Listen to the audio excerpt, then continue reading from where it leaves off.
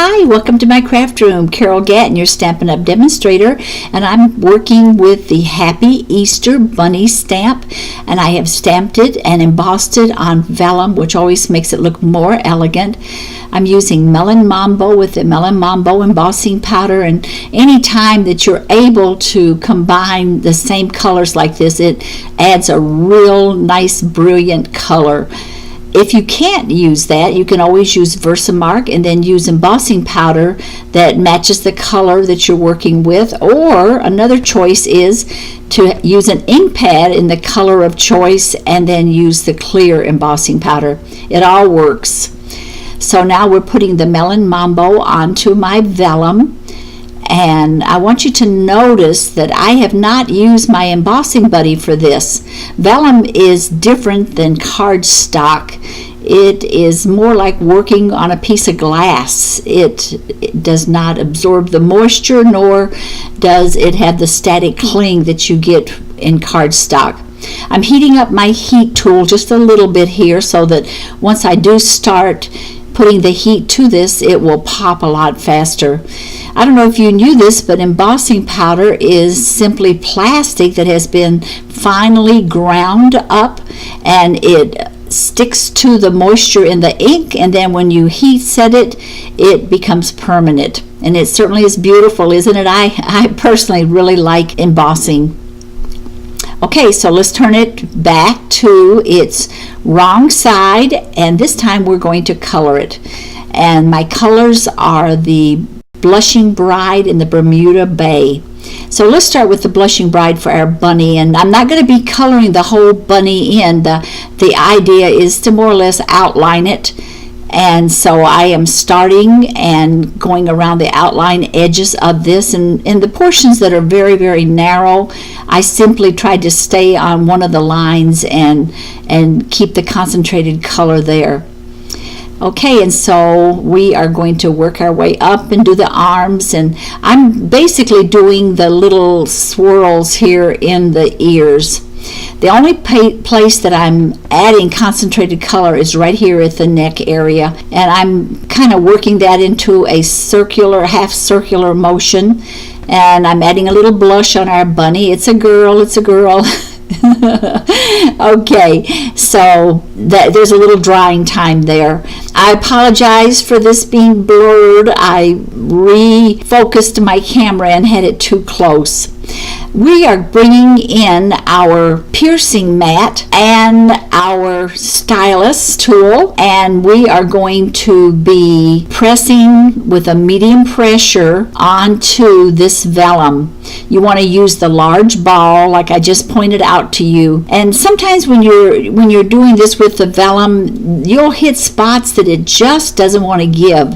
It's like portions of it glides along, and then there's other portions that it's just kind of stiff and doesn't, like right there. I don't know if y'all could tell. I had a hard time gliding that. With that, be gentle. Don't force it, because even though this vellum is a cardstock weight, you can still puncture it and go right through it. So keep it a medium weight, and if you're having trouble in a certain spot, just gently work your way into that. It'll give. What I'm doing here is I'm literally stretching this paper. By using this tool, it is causing it to stretch and turns it white. And wait till you see the other side. It looks so cool. This is a technique that I used for a long time and just haven't used it in a long time, and it's kind of fun to bring something back. Now you don't really get the depth of that until you put something white behind it, and now you can see how it pops. All right, let's cut this out with our oval framelit, and I'm using the one that is second from the largest. I am favoring the bottom portion of this. I have it closer to the bottom than the top, but you want your two sides to be even, and then just cut that out, and it cuts out with ease. That's easy to work with.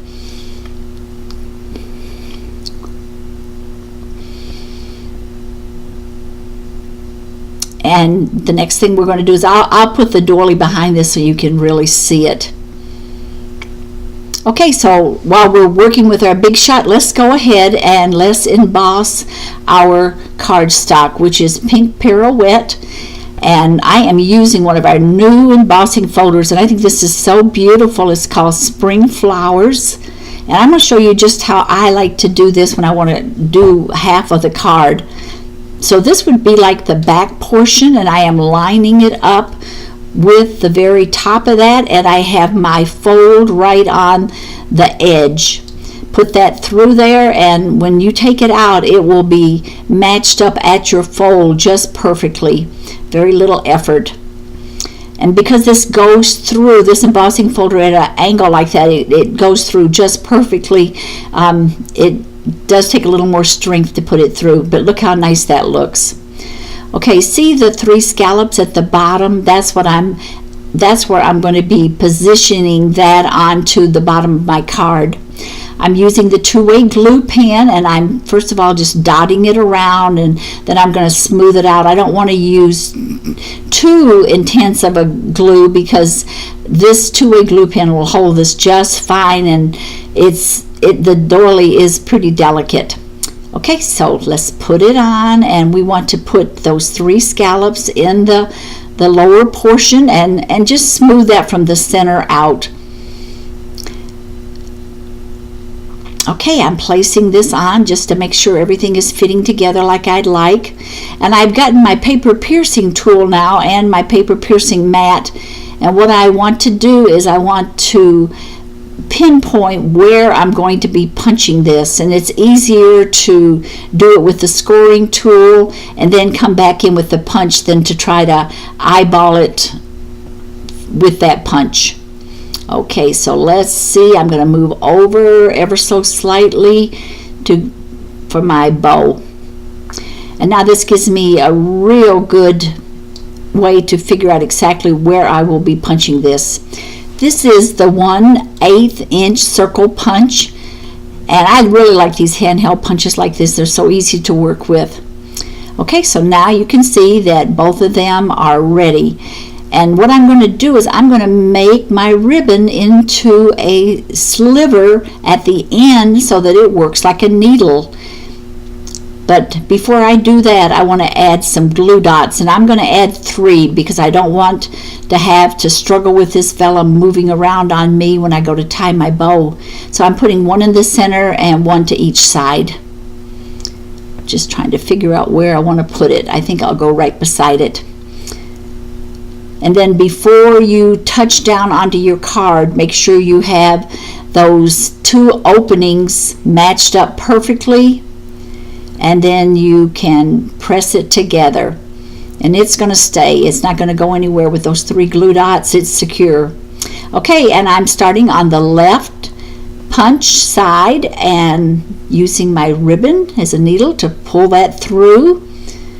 And then I will come back on the right side. Okay, and I'm estimating, if you're cutting ribbon, I'm estimating that's probably 9 to 10 inches, but I like to leave my ribbon on the spool so that, and I'm going to move that ribbon over to my right, but I like to leave it on the spool so that I have less waste. And because this is going to be a tiny bow, it's going to be a little awkward for you to be able to see it because it's like I'm all fingers. Sorry about that. I do have a video on tying a bow. If you want to watch that, that might make it just a tiny bit clearer. But at this point, this is much larger than it's going to be at the end. But I am going to take my ribbon scissors now and snip that from my spool, and then just adjust my tail ends to bring them down, and then I will be ready to start making my loops just a little bit smaller. I like the delicate little bow, and I think that's what I'm going to shoot for. So let's pull it a little bit more, and then we'll straighten it out, and then just spend a little bit of time fiddling with your bow. It's not any pull it tight and that's it. I continue to fuss around with it a little bit until I get it just the way I like it. But if you follow these simple little steps, you're not going to have much trouble. Okay, and there it is, all finished. Be sure and go to my website, and there you're going to see more information on creating this card. I just wanted to show you quickly the way I stamp the inside. This is our celebration paper, and I used an old stamp that I had that's now been discontinued. Thank you, and until next time.